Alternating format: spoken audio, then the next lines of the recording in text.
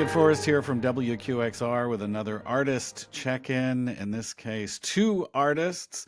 The London Philharmonic will make a rare visit to Carnegie Hall on October 19th, led by its principal conductor Edward Gardner, alongside violinist Patricia Kopatchinskaja, joining us today. Thank you so much for joining me, both of you. Thank you. It's great to be here. Thank you. Is there a sound to the London Philharmonic? I'm asked that a lot. It's because we're always trying to think what it is that makes us all distinct as musicians or as orchestras. I think, honestly, their greatest gift and something that's not shared by any other orchestra that I know to this extent is their complete flexibility to be servants of what's in front of them and their colleagues and their soloists.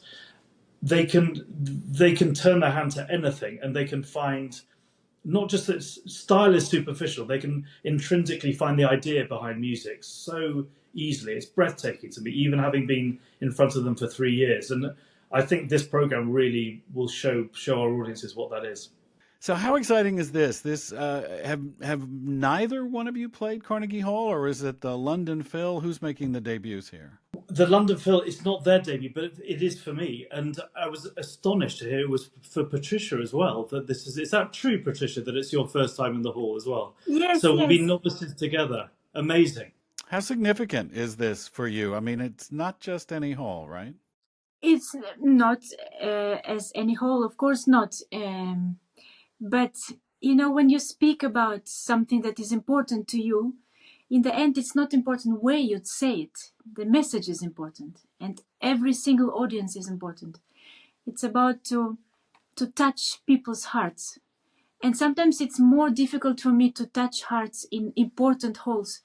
So I'm a bit hesitating of telling you that I'm very happy to be there. I'm a bit afraid.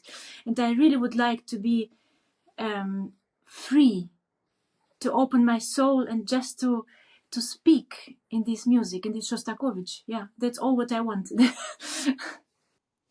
Having been in that hall many times and hosted dozens and dozens of concerts, I know that apprehension, but I can tell you the audience loves you, and they want you to do well.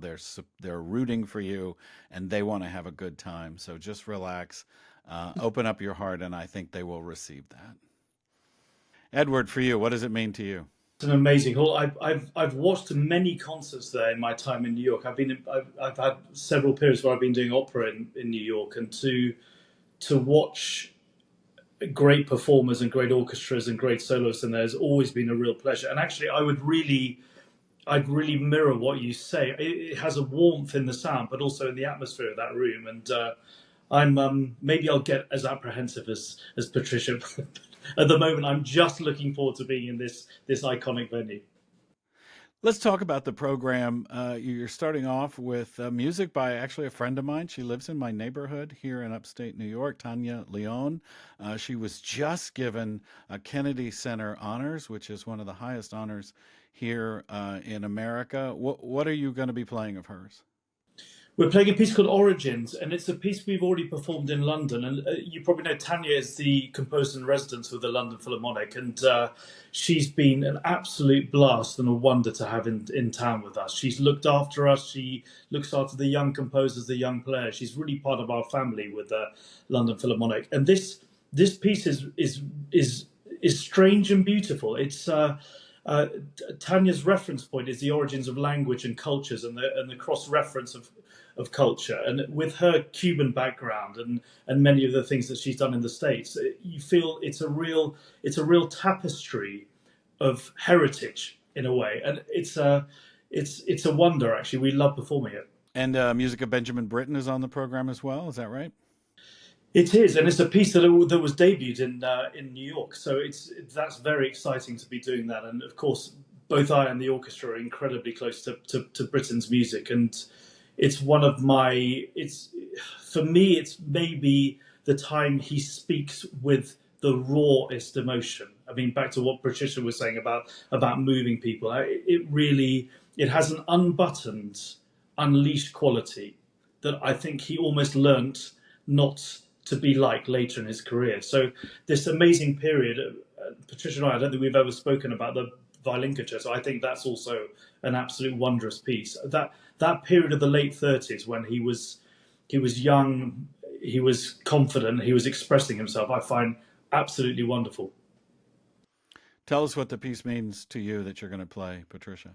This piece means to me pain, a wound that I bring on stage and which needs to be spoken. And it's time of wars now again. So what Shostakovich was speaking about in his time is unfortunately exactly the nuclear of our time as well. It is that democracy is never really secured, and we have to protect it again and again. And the small countries, they are just the destiny of us is so vulnerable, and it's very much in this music. But there is also lots of sarcasm and irony and grotesque things, burlesque, for example. So sometimes it feels like I dance with the devil around the fire, being here and there, beyond and in the reality. It's a kind of a horror dream, but at the same time, it shows that we have this power in ourselves, in this music, in these sounds that is something that keeps us together. And bringing this energy together on stage with the orchestra, with the conductor, with the listeners, is again and again a try of survive and help this world to become better. Is so cheap to say, because it doesn't become better, but at least to hope. There is a hope. What you've said is so extremely profound and a really great reminder. I think that sometimes when people think about oppression, it's about what they say. And the idea in Shostakovich's time that there might be oppression based on the order of the notes, that the music that he might have put together would come under the scrutiny and the wrath of the government at the time, it's almost incomprehensible. But I think you've captured that pain and described it well, and a reminder of what it will be like when we hear it. Edward, you'll wrap up with Sibelius. What does this piece mean to you? Why is it on the program? I think it's beautiful in the context of this program when there's something so literal about what we'll be experiencing with the Shostakovich and Britten. I mean, I couldn't in any way put it as beautifully as Patricia did, but there's something so extremely present about both those pieces, and to have something that takes us into the ethereal at the end of it in such a moving and unique way is I find really beautiful. Violinist Patricia Kopatchinskaja and Principal Conductor Edward Gardner of the London Philharmonic. Thank you so much for joining me, and enjoy your performances at Carnegie Hall. WQXR's Artist Check-ins are made possible with generous support from Rose Herschel.